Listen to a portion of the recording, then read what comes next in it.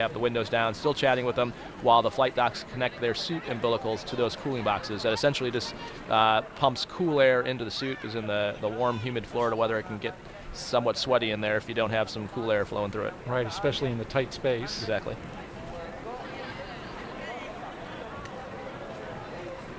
Did you roll down your window when you were riding out? I saw during demo 2, Bob and Doug rolled down the window briefly. We did initially, but I put them up once we got going. Oh, with the crew departing the Neil Armstrong Operations and Checkout Building, this begins the 20-minute drive with a full security escort across NASA.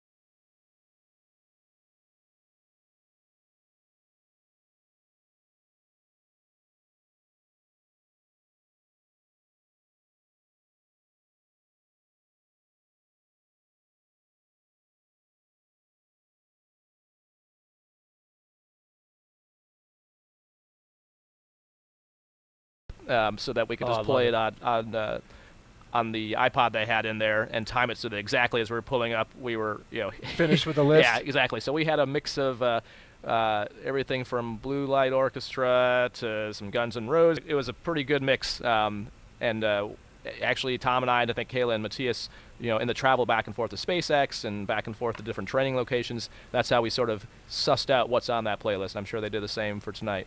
End with a great finish of the song. As we just saw there, we have, of course, permission to go through those stoplights with the full security escort. And hey, folks, listen, Raja has some great insight into spaceflight, what it takes to be an astronaut, how he got there. If you want to ask some questions, we want to invite you to participate. If you'd like to ask him a question over the next 3 hours, jump on Twitter, Facebook, YouTube, or Twitch, and send your question with the hashtag AskNASA.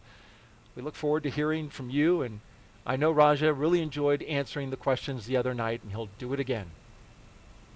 Let's introduce you now to today's crew. Captain Stephen Bowen. He hails from Cohasset, Massachusetts, and is married with 3 children. He holds the title of first U.S. Navy submarine officer to be selected as a mission specialist by NASA. Captain Bowen is also a veteran of NASA's space flights, including space shuttle flights on the STS-126, 132 rather, and 133. During those missions, he and his crew expanded the living quarters on the ISS, delivered an integrated cargo carrier, and a Russian mini research module. He has logged more than 40 days in space, including 47 hours and 18 minutes in 7 spacewalks. He's the wily old veteran, and today he's the commander of Crew 6, a position you know well. I do, yeah, and it's a great position for him to be in. Like you mentioned, he's got some serious experience and street cred, and much like Tom Marshburn on my flight, trusted to mentor and lead 3 rookies going up there, and so I know he's well up to the task and enjoying going on this trip. Sitting next to Stephen is pilot Warren Woody Hoberg. The 37-year-old is from Pittsburgh, Pennsylvania. He studied aeronautics and astronautics from MIT before getting a doctorate in electrical engineering and computer science from the University of California, Berkeley. During grad school, Hoberg worked as an EMT with the Yosemite Search and Rescue. Crew 6 will be Hoberg's first flight since NASA selected him to be an astronaut in 2017. He is also a commercial pilot with instrument, single-engine, and multi-engine ratings. As pilot for Crew 6, he will be responsible for spacecraft systems and performance. Aboard the station, he will serve as an Expedition 68 and 69 flight engineer.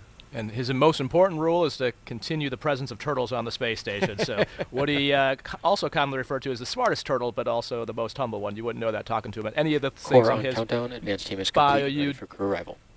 You just heard the core call for countdown timing for the crew arrival. But yeah, all those things Woody's done by themselves would be amazing, let alone in combination. In the role of mission specialist is astronaut Sultan Al-Niyati. He was chosen by the Mohammed bin Rashid Space Center of the United Arab Emirates to be part of Expedition 6869.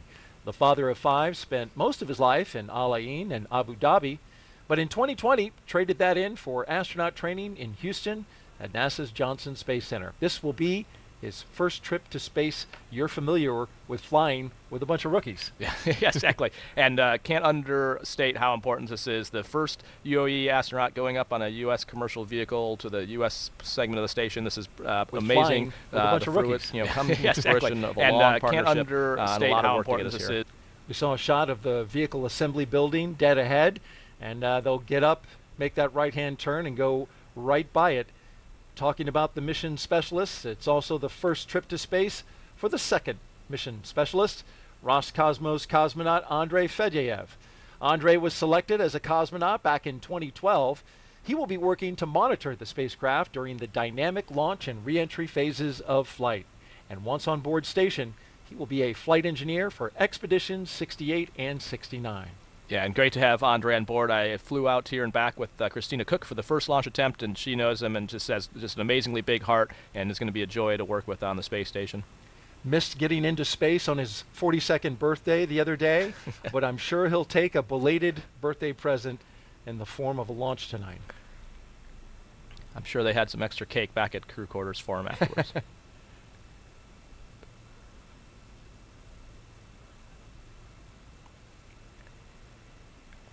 So we also got to break in. We mentioned last time, it's the first time they're using the black Teslas versus the white Teslas. So not sure if maybe Crew 6 maybe have zapped the windshields an extra time to count for their second trip out there. So there's definitely some room to be filled on these windshields, and maybe hide some stickers at a few places where they find after the fact. Yeah, those stickers will get to go on those Teslas for the first time since SpaceX told us they're expanding their fleet of ride-out vehicles. We know they're getting close because I can hear the helicopter. There it is, passing overhead as they pass in front of the Kennedy Space Center VAB, and just a few feet away from the turn basin. And while we're in the VAB, the home of the Artemis 1 mission and all Artemis missions, it's a good time to talk about what happened at the turn basin the other day. They're getting ready to pass by that body of water, as we see some folks waving at those cars as they go by. Several weeks ago, NASA's recovery team was in the water, training to return NASA astronauts after a flight back from the moon. So as they get ready to pass this part of the Kennedy, let's get an update about what happened out there in our Moon Minute. Right now, NASA scientists and engineers are preparing for Artemis 2. The mission will send 4 astronauts on a trip around the moon in 2024. देखो यार ये थोड़ा सा But urgent before that है। happens, ये जो bot test attack crews हो are रहा है practicing अलग-अलग how to चैनल्स पे हो recover रहा है। astronauts ईसरल from the सबके साथ Orion स्टैंड करता है, spacecraft after जो भी मिलकर splashing होगा down वो in the करेंगे इसको Pacific रोकने के Ocean. लिए। पर मेरी This एक रिक्वेस्ट black है full-scale बच्चों से, replica जो capsule बच्चे जिनके named अभी एग्जाम है Vader 10th वाले stands for पे, Vehicle Advanced Demonstrator for Emergency Rescue. Hi everyone. In the last couple of weeks in the turn basin here at the Space Center, where it was floated on the water and tested. Crews pressed opening the hatch and installing an inflatable porch, an important piece of equipment to make sure astronauts can be recovered safely. If needed, adjustments will be made, and then it will be shipped to San Diego, where NASA and the Navy can perform recovery tests in the Pacific Ocean. And for more Artemis updates, check out the QR code on your screen. We're going to pop it up right there. Just scan that with your smartphone, and you'll get updates from our official blog, blogs.nasa.gov/Artemis. We're always updating it with frequent updates as we gear up for Artemis 2. It's nice to see them out there already working on the next mission. Lands in the water, a lot of training goes into making sure we're ready for that. And for NASA, this ensures operational safety. Crew members on station board the station that requires a crew and the vehicle that they are assigned to return to Earth sooner than planned. We had an issue with the spacecraft on station, a backup spacecraft. The Soyuz was flown up there, but in the interim, NASA always has a backup plan. And so the astronaut that flew up on the Soyuz had a ride to go home if it was needed. That's right. Yeah. So we always talk, always thinking about what could go wrong and having a plan to deal with that. And that's exactly. Good evening. Thanks, Daryl, and welcome to the International Space Station Flight Control Room at NASA's Johnson Space Center in Houston, Texas. Mission Control is essentially the nerve center for operating the International Space Station, working in tandem with our partner agencies and providers around the globe. Together, we've ensured the station is ready to go polls once we're in integrated operations with Mission Controls here in Houston and at SpaceX in Hawthorne, working together to bring Crew Dragon to its new home in space. Meanwhile, the crew aboard the space station is currently in a sleep period set to wake up around midnight Central Time. When we check back in later, we'll talk a little more about what the crew on the International Space Station has been doing to prepare for Crew 6. But for now, we'll send it back to the team over at Kennedy. Daryl. All right, thank you very much, Courtney. And Mission Control ready to go. Back here at America's Spaceport, we're watching the Teslas with three astronauts and one cosmonaut going through the security gate at Launch Complex 39A. So this is inside the pad perimeter. It's inside the blast danger area. Yep, and you see him going by what's called the horizontal integration facility. So you saw him drive by the VAB, which is the vertical assembly building we use for Artemis. SpaceX actually integrates their vehicle horizontally, and then that rolls out. You see those railroad tracks there. That's how it goes out on the transport erector launcher there, the TEL. So they actually stacked the capsule and the trunk inside that vehicle and then rolled it up the tracks there, and then the TEL lifts it up into position on the pad. And a cool view there from the lead Tesla with that out the window view as they're coming up. You gotta love that as we're looking at the base of the rocket. And recapping again the issue from Sunday night, there was a problem with actually a clogged drain line for the TTAB system. This is the engine ignition fluid that bottom there, the base of the rocket, to make sure that each of the engines of the Falcon 9 lights up. They found out about it and didn't have the confidence that they would have enough engine ignition fluid to light those engines, so they scrubbed. They later found out that there was a clogged filter in one of the engine lines, and so they changed the filter. They blew out the lines with gaseous nitrogen, cleaned them all out, and now it's up and running great. Yeah, so it's great news. So yeah, the TTAB in super simple terms is kind of like the spark plug of an engine. So we'll talk later tonight as they're loading prop. There's fuel and oxidizer that feeds the engines, but that initial spark comes from the TTAB that, sort of like lighting a gas grill and reaching in there with that wand and clicking it on. So that's basically what was going on. Whenever you see signals like that, initially it's like, was it actually a problem or is it just bad telemetry?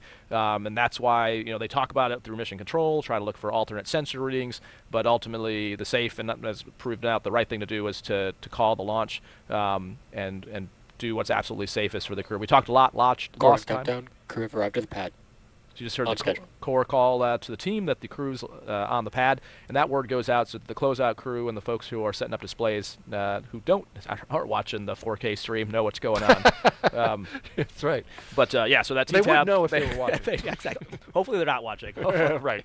But yeah, so the TTAB, again, if there's ever a doubt, we do have protocols for, like, is it a bad telemetry or just one bad sensor? But in this case, there's a few indications that there was something wrong, and they made the right call to stand down, and as you said, found an actual clog and fixed that. And so the good news is we're back on track.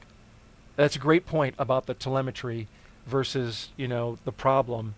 It can look one way, and you could find out there's a problem with the sensor, like you mentioned. Yep. But in this case, it literally was an issue that they were able to identify and then quickly correct. And so we're excited to light them up tonight. Crew 6 and NASA and SpaceX, this is our 6th crew rotation to the International Space Station since 2020. This successful NASA program is called Commercial Crew, and it's based right here at the Kennedy Space Center. Jasmine Hopkins now joins us live with one of the leaders of this program. Jasmine.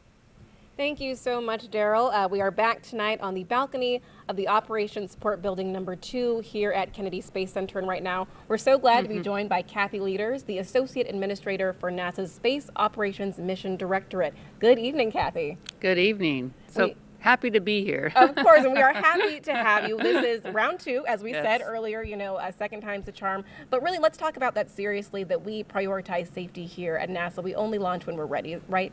Yes, and it kind of seems like a cliche because we say it over and over. Space flight's hard. We say it's really, really hard.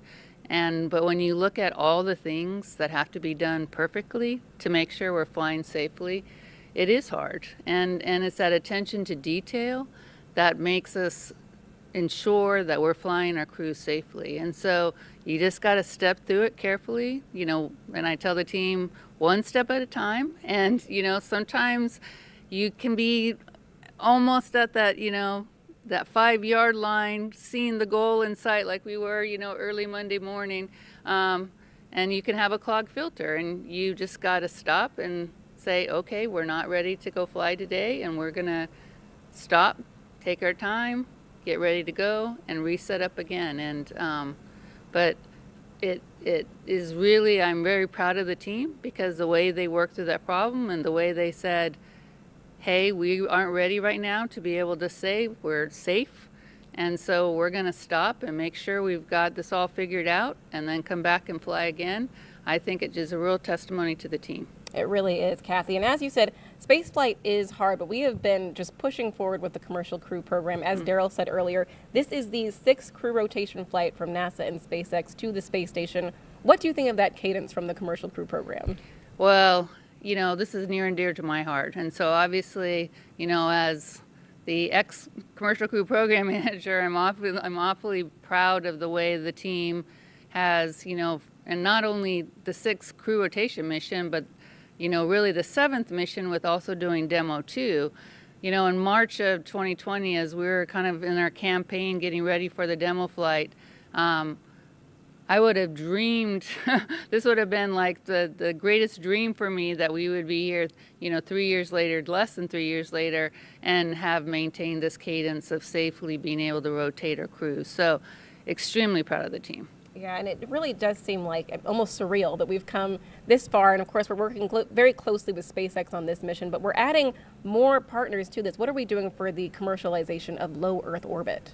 Well, this next, 4 or 5 months is just going to be incredible for the International Space Station. I mean, it's a really busy port for a lot of vehicles coming up. So obviously we've got, Crew 6 coming up, but then we've got another SpaceX cargo mission also coming up in the March timeframe, and that's paving the way for our Boeing first crewed flight test vehicle that will be coming up in end of April, and then we have Axiom 2, our second private astronaut mission, and following that, 2 more cargo vehicles in the next 4 or 5 months. So there's no rest for the wicked, and these people must be very wicked because they're not getting a break or not much of a break in here. But honestly, this is what we dreamed that the space station program would be doing at this stage. We dreamed that we'd be having cargo vehicles and crew vehicles because this is when we get to maximize the use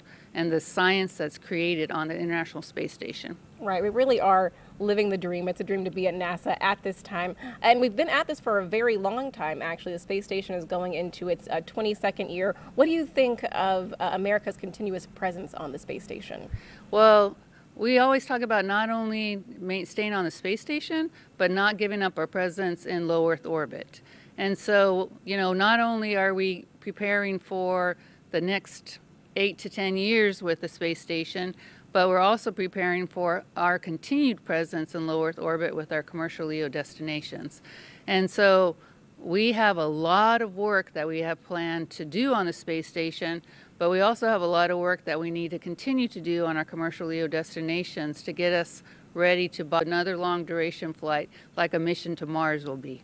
Exactly. And we're just looking forward to the moon, forward onto Mars. Kathy, thank you so much for being here tonight. Oh, thank you. Of course. Daryl, back to you. Thank you, Jasmine, and great words from Kathy Leaders there. If you're just joining us, well, you're watching live coverage of NASA's and SpaceX's mission known as Crew 6. Good evening and welcome to Kennedy Space Center in Florida.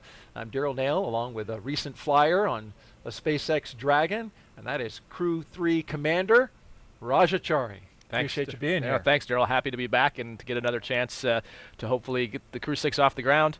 We're getting to see right now that them showing up to take a look at the rocket. We talked about last time the reason they have to crane back like that is the way that the suit constrains you, and it's built to be pressurized, but when it's not pressurized, then it kind of pushes down on your head and neck just a little bit. So taking one more look at the rocket before they head into the elevator, and I did hear from Woody that they did in fact change the labels on the button pad inside that, so it does actually say space on the top button and Earth on the bottom button. The elevator buttons inside, yes. If folks, you haven't seen that meme floating around, there's a picture that shows all the buttons inside this elevator, and they're marked out by the foot level. The top used to be the 255-foot level, but apparently it now says it's space. been modified to say space, which is appropriate. The 39 complex is historic. We've been using it since the early days of the space age, and continuing to upgrade even the labels. How cool was that to reach over and press space? That's an awesome to be able to hit the destination that you're going to. Yeah.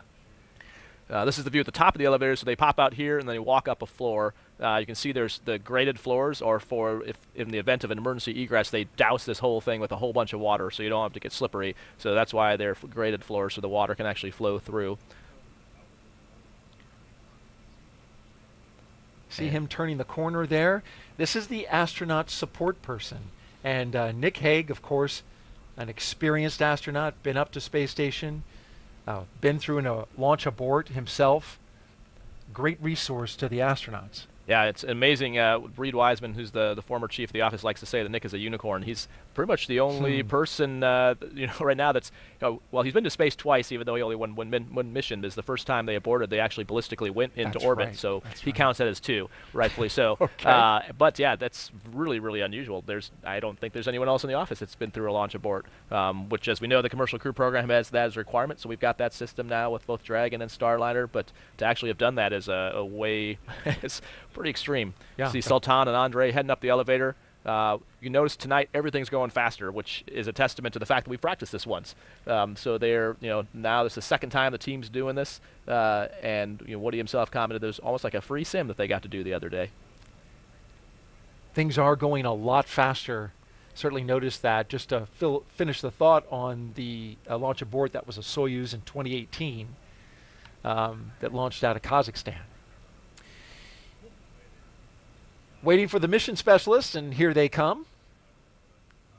So they'll head up the stairs as well. You saw Woody and Steve were just starting to make their phone calls. We talked the last time that one of the other jobs. So Nick Hague, as the astronaut support person, one of the things they're doing is like items like glasses, watches, things like that have to be carried that they don't have room for in their pockets. He's kind of handling that logistics. He's also the one who dials the numbers, which is not a trivial task, calling on a government phone to the UAE or to Russia. I can attest to so that. you got to figure out, the country codes. Do I dial +9 or +9+1? But Yeah. it's different on which every number phone. gets Yeah, you out, exactly. which number gets So you you to the definitely international. want to make sure you've done that, and you want to make sure the person who's going to get the call knows that it's not a spam call. So you need to make sure you give them that number in advance. The chevrons on the ground there, they're going to be when they go onto the spacecraft, they're walking against the chevrons, but those chevrons are meant for in a low visibility egress, because I make a mention the water system is on, so you would be getting doused with water, so you can look down, and that's pointing you to the egress baskets, which on the far left side of the screen, it just kind of went out of view, but you can see where these slide wires are at, and that's how you would get down to the ground. Now you can just see them on the left side. Yeah. They're like a super fun zip line ride that you would get into a basket and then go down to the bottom of the pad. And there's a loudspeaker system up there, and so as you're egressing, the launch director would be giving you instructions, most key, like how many people are still on the pad, because as the crew, if it's just 4 of you, that's relatively easy, but if the closeout crew is there, you got to make sure you count baskets and people to make sure everyone gets down to the ground. Want to have a full head count Exactly. of everybody who's you don't out want to there. leave anyone up there. Yep. Right. So it looks like they're cycling through the phone calls now. This is the view looking towards the crew access arm. It is behind the black door.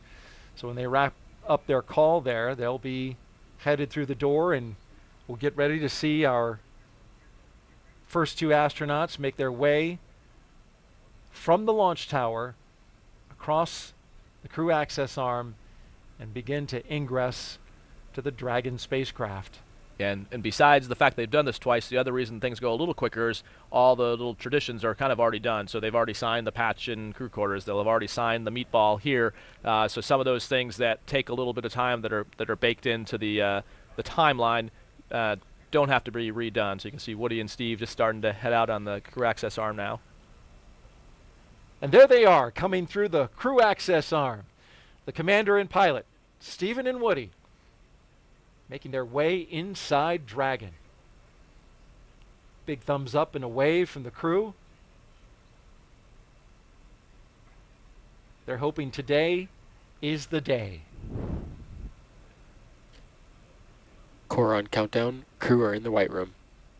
You see Arthur is the core at SpaceX, so they keep the shifts the same. So again, we kind of talked a little bit about last time, but the importance of all the sims leading up to this are the same voices. So they'll, through the slip and through the scrub, retiming all the shifts at SpaceX and at Houston actually all stayed on the same timeline, so they could be all the same people. That's Arthur Berrialt, the crew operations resource engineer with SpaceX. That's his voice coming over. You can see the ninjas helping get their, those are the shoe protectors, the boot guards coming off. Yep. So it protects for two things. FOD in the capsule is one thing, but the other thing is there's slots in the bottom of those heels, and that's what actually, when you see them get in, you'll see them put their foot up and then down, almost like putting on like a ski boot type thing, where it locks in, and that's what keeps your feet restrained under the launch loads and entry loads, which is why you'll also see them sometimes, if not during before they are on the launch escape system, you'll see them lock them in, but that also protects the channel from any nicks or dings on the bottom of that. All right, we've got a question that's coming in from social media as the astronauts crawl in. Started. Arthur calling the ingress has started, which we can see on our screen. So here's the question. Space Brandon on Twitter asks, he's referencing to the view out the window. What is it like to take in this view? Loud and clear. And C2 has you loud and clear as well. So I'll tell you, it's awesome. The view out the Dragon window you don't really see getting in, because as you saw as they crawl in, their head is seats, and then when you flip around, you can see that the white room and that crew access arm kind of blocks the view out the two windows there, which you can see if you look at Ninja 10 to their right and left, you can see the Dragon windows. The view you do have is before you walk across the crew access arm, and it's SpaceX Dragon Seat 3 contract. Wait for Arthur. Loud and clear, seat 3, how me? Good evening, Arthur. I have you the same. Yeah, so the view from where Good evening, Woody and Steve. Good to hear from you. Sultan and Andre are standing is awesome. And you got the water, especially on a clear night. You do this during dry dress. You come up here and take in the view, but seeing... Yeah, I think he's talking about taking in the view right there. So right? You can go to the corner to where that kind of white post is, kind of where Ninja 14 is at, and you can kind of hang off the edge. Don't do it too far. But yeah, it's pretty amazing, and seeing the clouds and the water, I think, is what's most distinctly different. So on Earth, you can see the actual individual waves and the clouds moving in from space. You definitely can't see that level of detail. So yeah, trying to take all that in, I don't think you really appreciate it until you come back and see that same thing. And we can see Nick Hague now taking cell phone shots of Sultan as he's on the phone, which a good fellow astronaut does. And you heard Woody and Steve checking in with Arthur. Those are just the initial comm checks. We'll do much more intensive ones later, but that's just to make sure that when they connect their umbilical, that it's fully seated. And so if you get a good comm check, you know that the little pins that connect that loop are good. Our mission specialists now getting ready to board Dragon, Sultan and Andre with a big thumbs up. Beautiful shot from high above looking into the crew access arm as they make their way aboard Dragon. And while we're watching the mission specialists in action, let's take another social question, which is relevant.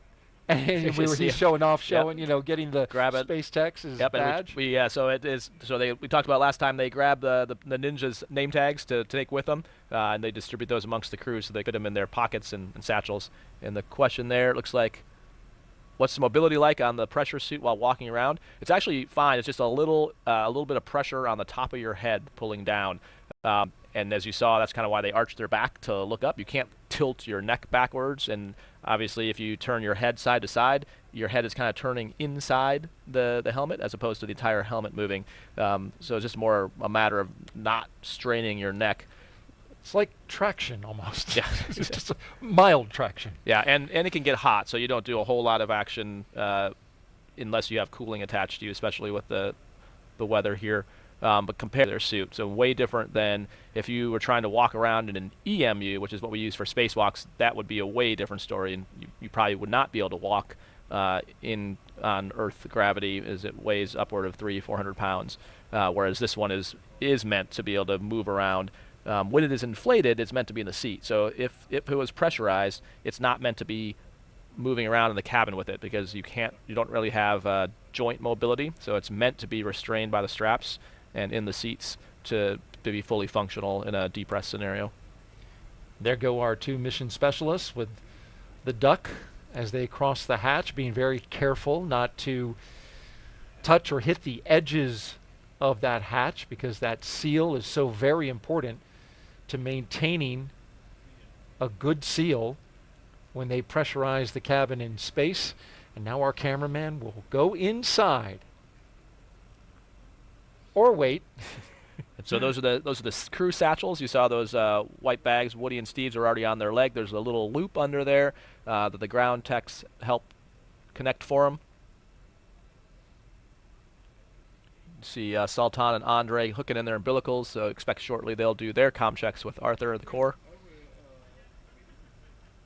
And it's worth noting, for those who follow very closely, that SpaceX is now doing some of their checks and operations in parallel rather than sequentially. It could end up sequentially, but they're aiming for parallel, and that will reduce the total time of the operation starting right now by about 27 minutes.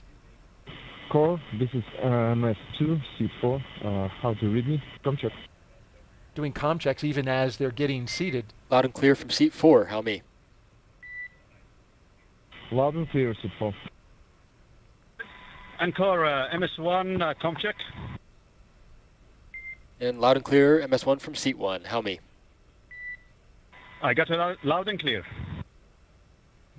And a great view of Andre's buckle there. So it's a 5-point harness. The crew can totally do it on their own, but just to save wear and tear on the suits, a lot of times the ground crew will help with doing that. And that way it makes sure it's really cinched down. So the way on that circular harness around his waist, each of the waist straps and then the leg and the shoulder is connected into a slot, and then to get out you rotate it counterclockwise or clockwise and all 5 pop out. Similar to a harness in a jet? Right, it's actually very similar, like an F-35 harness. Yep, same kind of design. And Raj, of course, you flew the F-35 and the F-16 and the F-15. Not F-16. No, okay, sorry. F-15 and F-15. F-14? F-15E and then F-35. Yeah. F-35, okay. Don't worry, it's okay for people who fly the F-16. That's not their fault.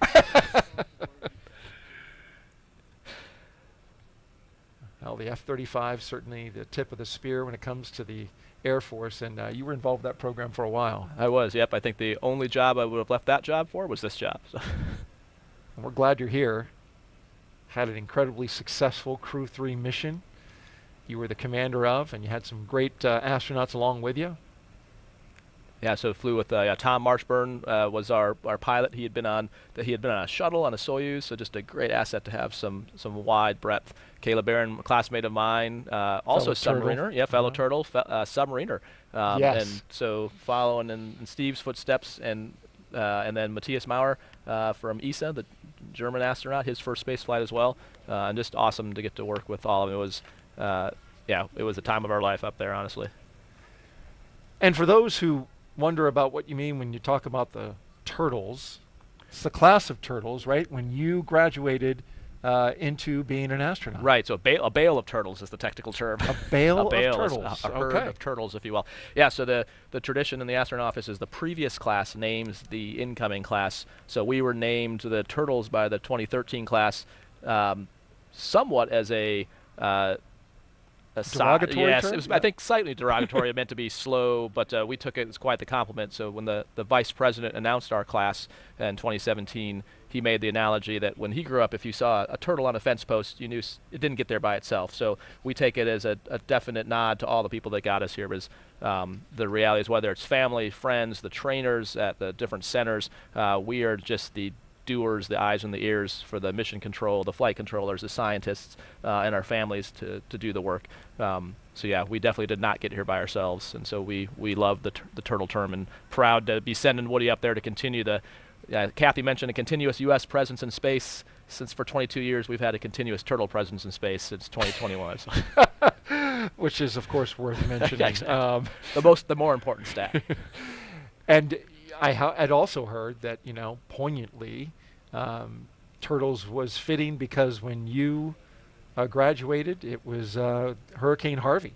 That's right. Yeah, when we showed up, put actually, a lot of water down in the Houston area. That was also a big part of it. Yep. You can see they're doing zipper checks right now.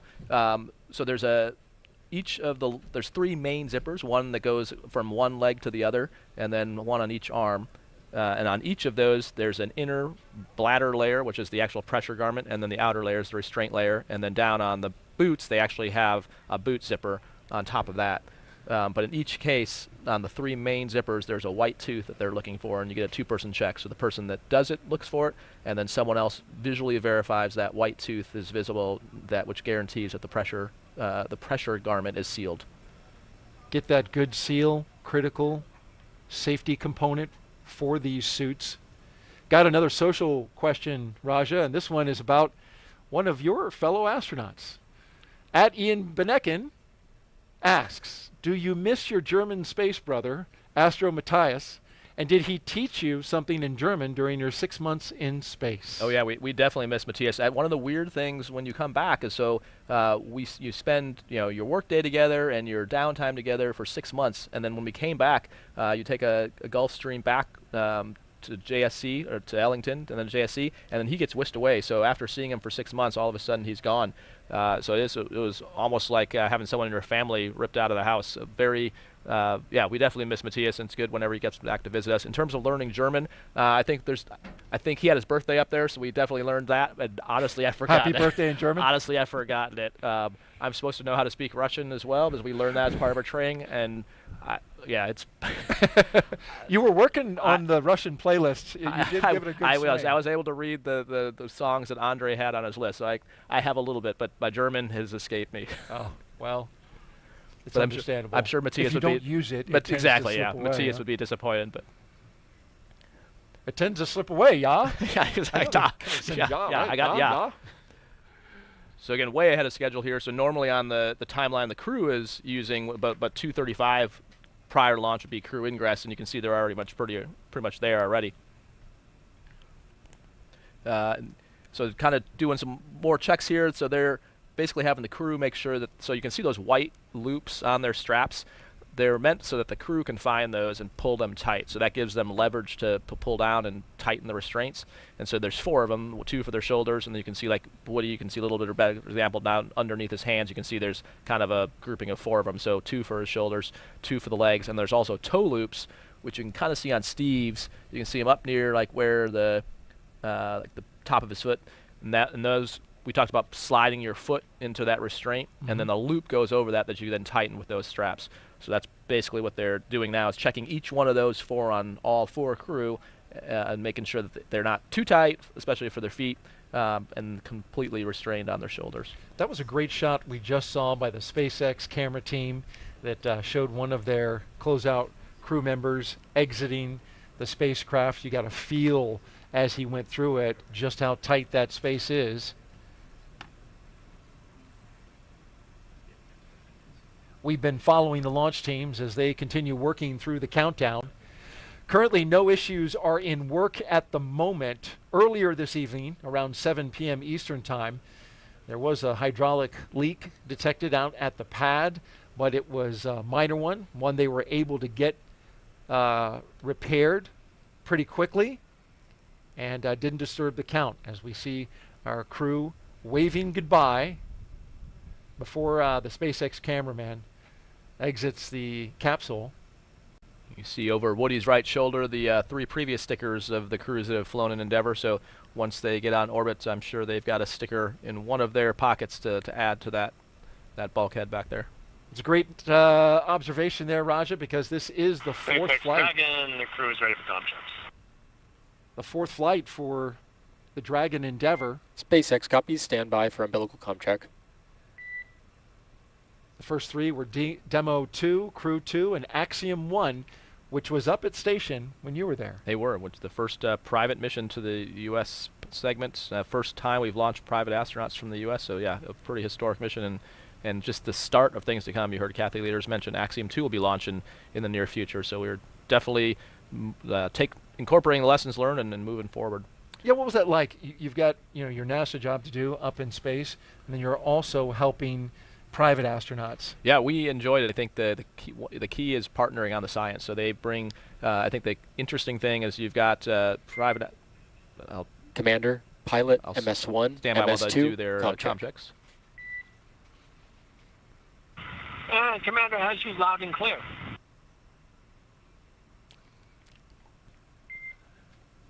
Commander, loud and clear. Pilot has you loud and clear. Pilot, loud and clear. And the MS1 got you loud and clear. MS1, loud and clear. And MS2 got loud and clear. MS2, loud and clear. Umbilical comm checks are complete. Report when ready for seat rotation.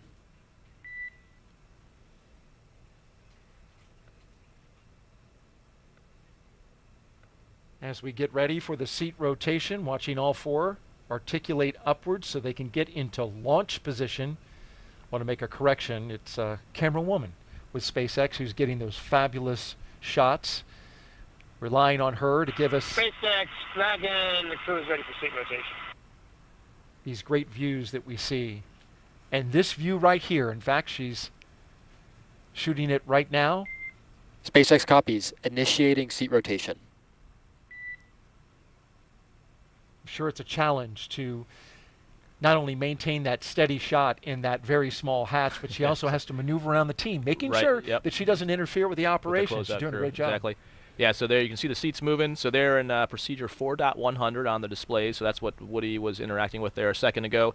That comm check they did before was just checking the hardline communications, so their umbilicals through the spacecraft, through the umbilical to the ground. Then they are now in 4.100 for seat rotation. So you saw them talking before Steve said they're ready. That was just making sure they verified visually that all their arms and everything was clear of the translation path of the seats. You don't want anything getting pinched.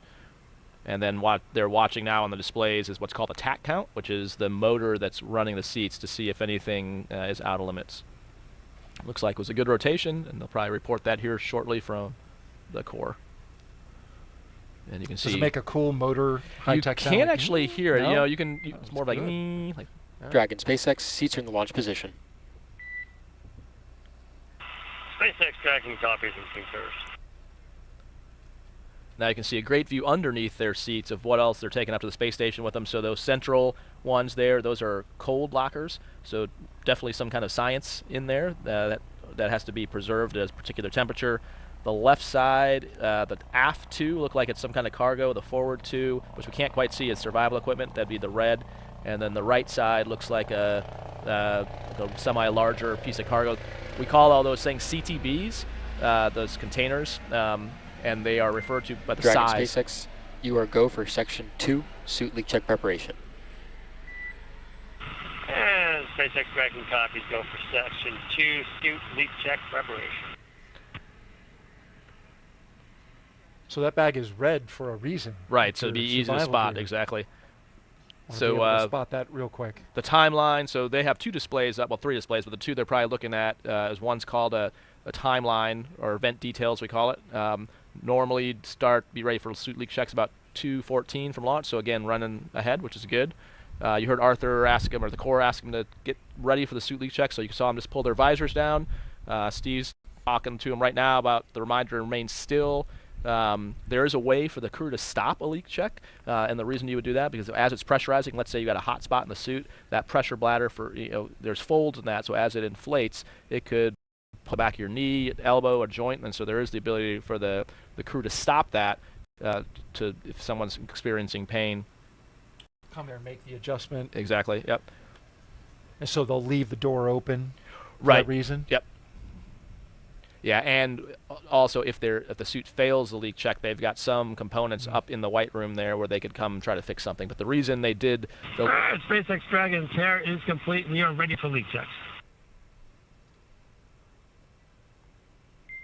SpaceX copies. You are go for Section 3 suit leak check. And we are go for Section 3 suit leak check. That's in work.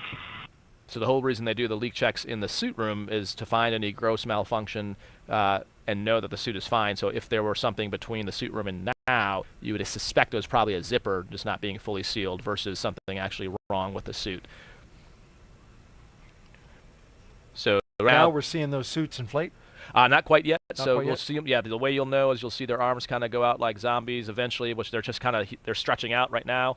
They're looking at what's called a suit transducer. So they're wanting to make sure it's in zero. You'll hear Steve tell them that the tear is done.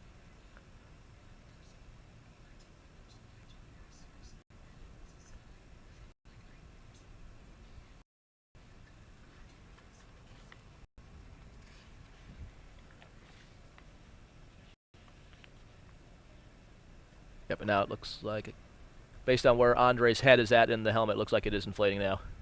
As you can see, the neck ring kind of expanding, which is why on the ground you see that helmet down on the top of their head, but now once it's inflating, you can see why the suit is built that way and restrained. As you can see now, you can just see his nose before you can see his mouth. So it pushes the helmet up a little bit. Right, yep. And you can see Woody and Andre's hands kind of, you can see their knees look way bigger now.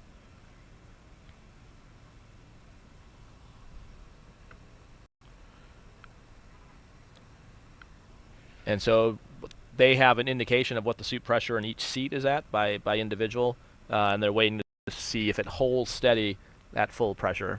And you can see that at this point, the last basically 30 seconds are kind of critical. You're trying to move. If you move, that can actually throw off the reading. And so at the same time that they're performing these suit leak checks, new for this mission, SpaceX is also right now performing the side hatch inspection. This is part of them doing those operations in parallel that I mentioned earlier, which will save them time and build time into the margin just in case they need it. Yeah, wherever you can buy margin, because these are all instantaneous launch windows, meaning if there are problems, unlike a shuttle launch where there's built-in holes, this one is a continuously running clock. So anytime you can buy yourself margin for having problems, that's great. Our T0 tonight, 12:34 a.m. Eastern Time.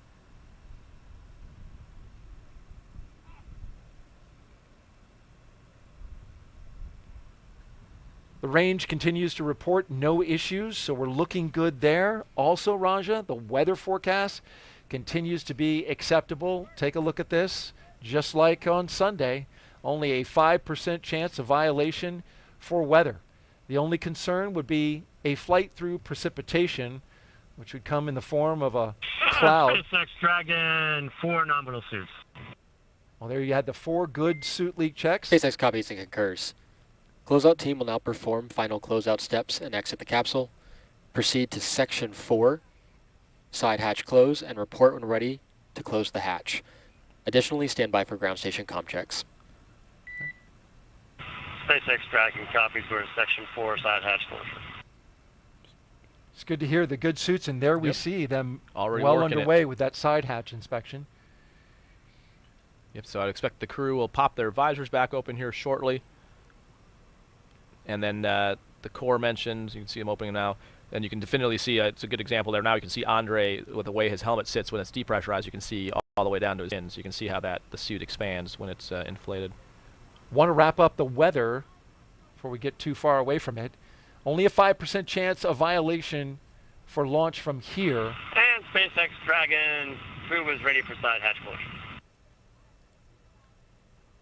So the crew's ready for the side hatch to be closed, but the closeout crew continues to inspect and document. SpaceX copies. The launch team still monitoring the weather in the ascent corridor. And I understand from our team at JSC that that's right on the line. We're green to go at the moment, but they are monitoring that closely. Of course, this is the winds and the sea states along the ascent corridor. Should, for some reason, Dragon need to abort off the top of the Falcon 9, it would need to splash down somewhere along the eastern seaboard.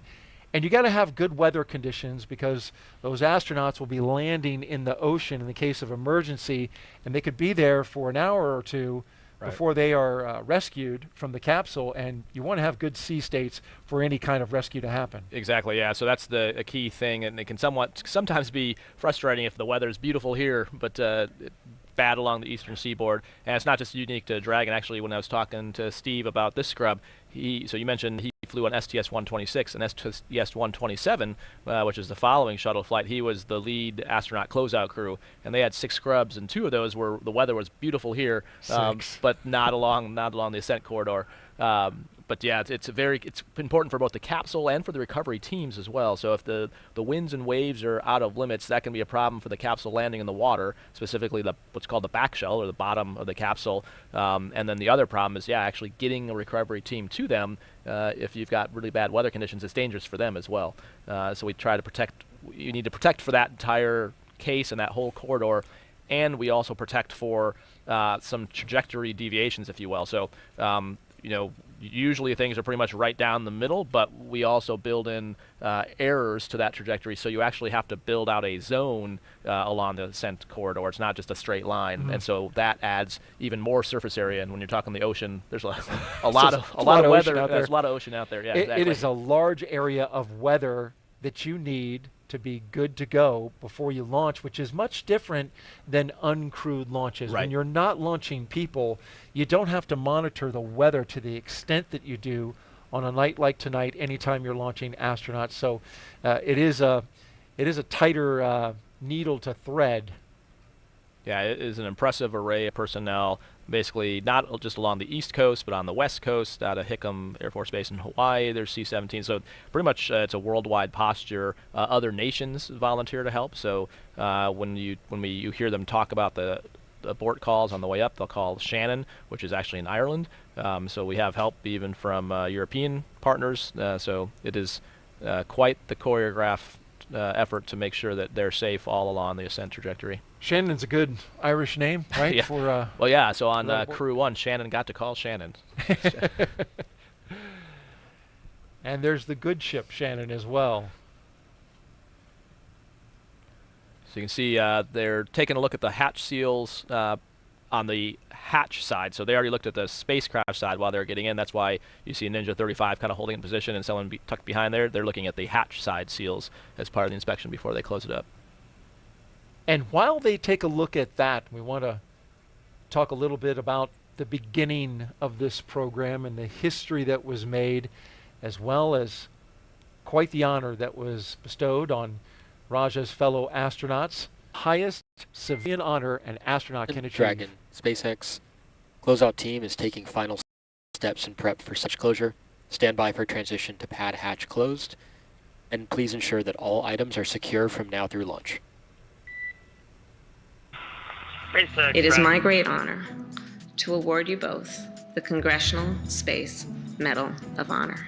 In January, Vice President Kamala Harris spoke to a packed room at the White House about the dedication of NASA astronauts Doug Hurley and Bob Behnken.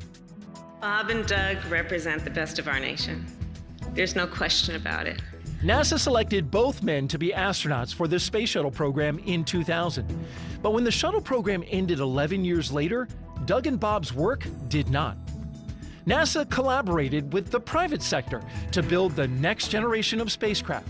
Every part of the capsule, from flight controls and emergency procedures to computer displays and cockpit layout, all of that shaped by Bob and Doug's decades of know-how. And in May of 2020, the SpaceX Crew Dragon was ready to soar. Bob and Doug returned to the Kennedy Space Center. They suited up, they waved to their families, and they rode an elevator up nearly 20 stories. They strapped in to their seats and waited as the tanks beneath them filled with tens of thousands of gallons of fuel. And then 3, 2, 1, 0. Ignition. Liftoff of the Falcon 9 and Crew Dragon. Go NASA, go SpaceX. Godspeed, Bob and Doug. Demo 2 was the first crewed flight for NASA's Commercial Crew Program, ushering in a new era of human spaceflight. And now, the names Doug Hurley and Bob Behnken have been added to an elite list. Prior to this ceremony, the Congressional Space Medal of Honor had only been given to 28 people, astronauts like Neil Armstrong and John Glenn. We're following in their footsteps, and so it's just an incredible honor. It was humbling to be part of the mission. We got to be the smiling faces on the pointy end of a rocket ship. Because of their bravery, missions like Crew 6 are happening today. Bob and Doug together have written the first page of a new chapter in the history of American space flight.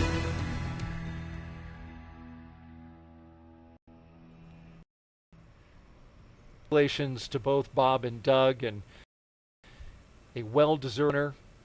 Doug Hurley recently retired from the astronaut corps. Bob Behnken still cranking it along. If he came out and was an astronaut co-host, sitting in your seat, Raja, for Crew 5.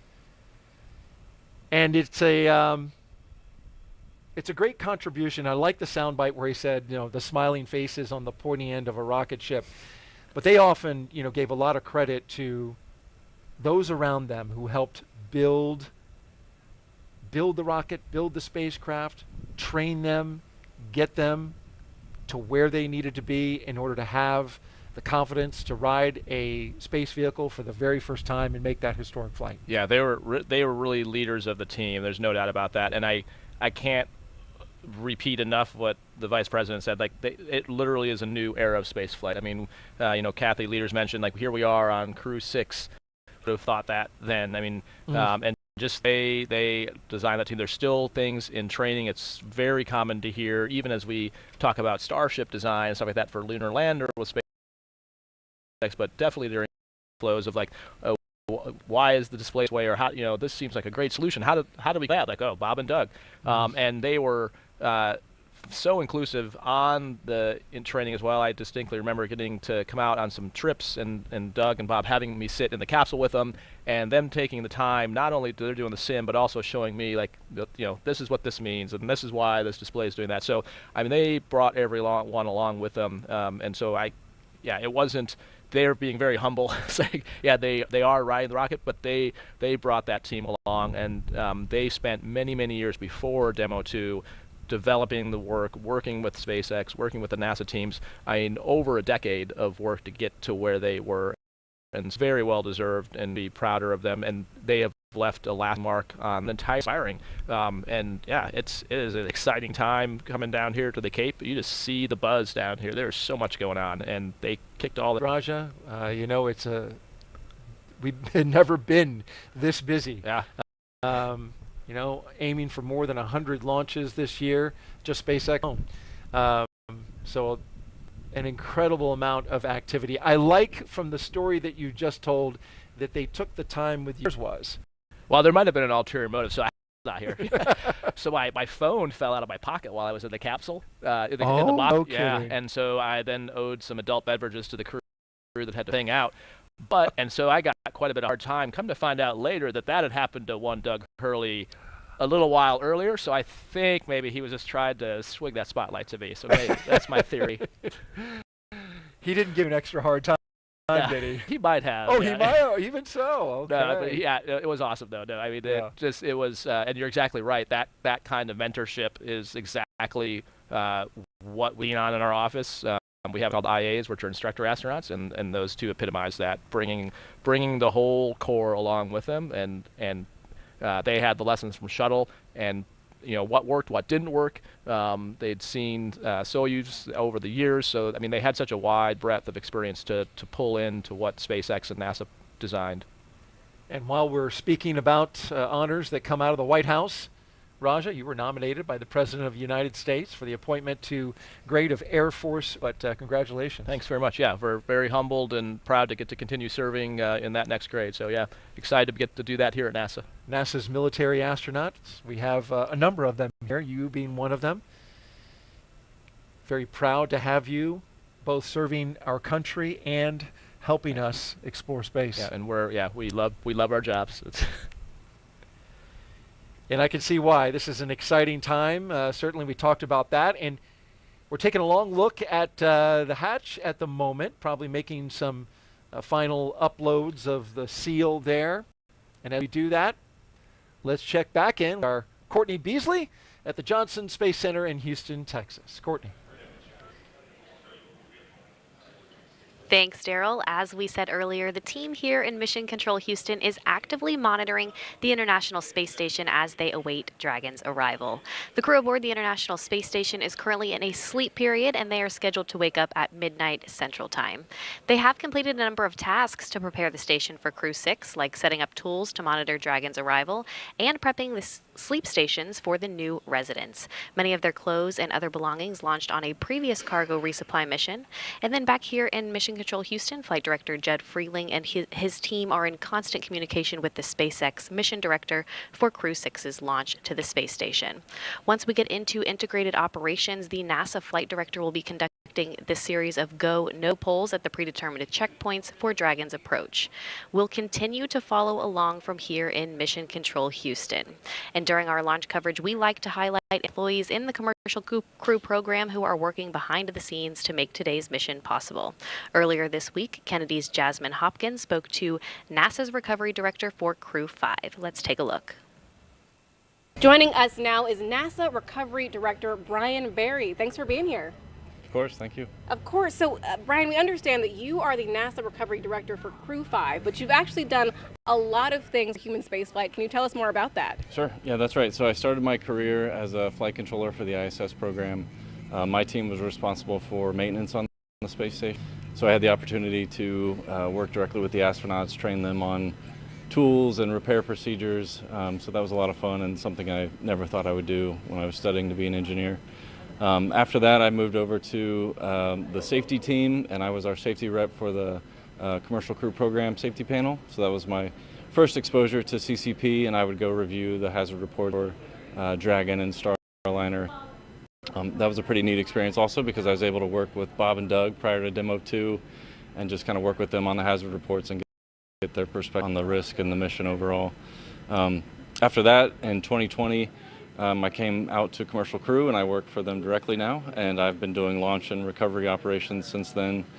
On the launch team, my role is to lead the rescue effort if we need to. If there's a pad emergency egress or a pad abort, the launch rescue director calls in the rescue forces, so that's what I did for Crew 5 launch last year. And then as the recovery director, I lead the NASA portion of the team that goes out on the ship with SpaceX. We bring out our flight surgeons and we check out the crew and we load them up on the helicopter and get them back home. Right, so you've worn a lot of hats for the Commercial Crew Program. How did your work as a flight controller in Houston prepare you to be a NASA recovery director? Well, in Houston, working the ISS operations, you see day in and day out in the control center, you get the full feel of the 6-month mission, so you understand what the crew is going through for that long of a mission. And I think I just kind of bring that crew perspective of the ISS side to the CCP program, and so when it's time to bring the crew home, we know we owe them a smooth and speedy recovery, so that's our priority and our objective. Right. Brian, it's great that you have that personal relationship with them. And a landing site where the winds are low and the waves are low. So SpaceX has several landing sites around the state of Florida that we can look at and choose the best weather. Beyond that, we start looking at things like contingencies if the crew is injured, and we've got helicopters on standby for a medevac if we need to. And then, there's also just built-in redundancy on the ship and throughout the vehicle. So But yeah, weather is definitely the biggest challenge for landing. Right. No, weather is a huge challenge in Florida for a lot of things. And after Crew 5 returns, Brian, you're going to transition to a new role in the Commercial Crew Program, Mission Manager for Crew 8. Can you tell us how you're preparing for that? That role begins 18 months out. So for Crew 8, which launches a year from now, we've already done those meetings with SpaceX. And so it's pretty exciting to be a part of that early in the mission. And yeah, I'm just honored and proud to do that for the program. Of course. Well, congratulations, Brian. So glad to have you here tonight. Thanks, Jasmine. Thank you, Jasmine. And we are currently now 2 hours and 7 minutes and counting as we watch the SpaceX closeout crew close the hatch to the Dragon capsule. Dragon Endeavour, the flight leader in SpaceX's fleet, with flight number 4 today, hopefully get off the pad and notch another flight under its belt. Countdown is proceeding nominally at this point. On board Dragon spacecraft Endeavour, we've heard the communication checks between the Dragon team and the crew. The astronauts, you can see them seated. They were rotated into flight position. We had their suit leak checks. That was successfully completed. Yep, and you heard the call from the core prior to the hatch. So you can see right now they're probably updating their notes. The hatch is closed probably here at some point. SpaceX confirmed their phases of the vehicle is in, and then it's important to the crew because only certain commands are available in a particular state. So once hatch is closed, and that kicks off the next sequence of events. I thought it was interesting you mentioned this during our first launch attempt. There's a state that you move into where the emergency handle Dragon is active. SpaceX, ComCheck over ground station. That's one of those states. Correct, Elliot. SpaceX Dragon, have you loud and clear over the ground station. But it's not active in all the states leading up, so it's certainly a very definitive point in time. Core has you loud and clear. Ground station ComCheck is complete. Stand by for TDRS ComCheck. Now we're rolling through the comm checks. These are with the different different paths. So we had checked via the hardline communication. Now the hatch is closed, so it's the first one you heard was the ground. Now it's through TDRS, which is the S-band communication system. So basically through satellites. And that's important because once it gets off the pad, line of sight will work for a certain amount of time, but eventually you're going to have to rely on satellite communication. So they're checking that out before they get to orbit. Afterwards, the SpaceX closeout team will be performing the final leak check on the hatch. And then once that is finished, you can see it there, it's closed.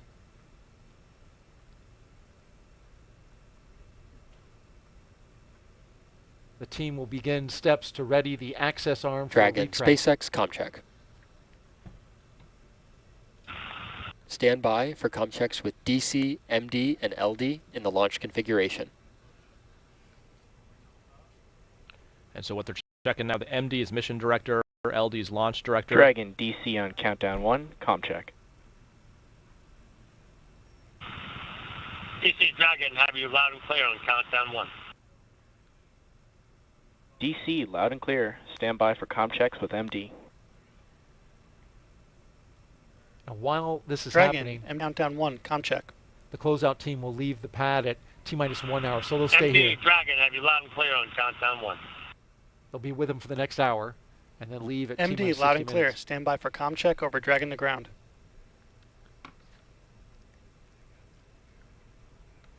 Dragon, MD on Dragon to ground, ComCheck. MD Dragon, have you loud and clear over Dragon to ground. MD, loud and clear. Stand by for ComChecks with LD. Dragon, LD on countdown 1, ComCheck. LD over Dragon to ground. Dragon, LD on Dragon to ground, ComCheck. LD Dragon, have you loud and clear over Dragon to ground. LD, loud and clear. Dragon SpaceX. Launch configuration ComChecks are now complete. SpaceX Dragon copies. And so those two nets you heard him talk about, as you can imagine, in both mission control MCCX, which is in Hawthorne, and then MCC Houston. Each of the flight controllers has a whole bunch of different channels they can be on. So dragging to ground is what the crew is typically talking on, and there's a whole lot of other comms going on that the crew doesn't need to hear. But those key people have a net that does talk directly to the crew that's not dragging to ground. Countdown 1 is what they're talking on. And so for the launch, they tie those two nets together for the period of launch itself, specifically to be able to tell the crew to initiate a launch escape. And to your point, Daryl, you're exactly right. The handle that's between Woody and Steve that you can't see in this view, it's up by the displays, is essentially like an ejection handle. So you can pull that and it'll initiate a escape. But exactly like you said, it wouldn't do it right now. You could pull the handle, nothing would happen. So it is only armed, and that's, we'll hear that limit in the count when they say LES armed, and that's why that's a key thing, was that handle is hot, which is the manual initiation, but that also means the automated system is hot, meaning if the vehicle detected something, it would also automatically initiate a launch escape. But the reason they tie all those people together is, especially during ascent, you want the quickest word to the crew if there's something that would tell them they should manually initiate an escape, and that's why they make sure that those loops are properly tied. So it's on the ground that they're doing that. It's pretty much Dragon transparent SpaceX to the crew. commencing health check for launch escape system. Expect momentary flight computer state change, followed by transition back to pad hatch closed. There's that state change we were talking about. Right. SpaceX Dragon will be watching. Thank you. And so why that's so they're not arming it yet, but what they're doing is checking the automated parameters. So they put it into a mode to look at the automated triggers to make sure none of them are showing out of limits, because right now sitting on the pad, it should be fine. So if there was something that's like a bad sensor or bad telemetry, you'd want to know that now before you put it into automated mode and then inadvertently trigger an escape. So that's what they're checking. So just like we talked earlier in the broadcast about the T-tab, is it a bad sensor or is it actually a bad thing? That's what they're checking now, just to make sure there's no bad sensors in the system that would initiate a launch escape. Curious, in your training, Raj, what would constitute a moment where you would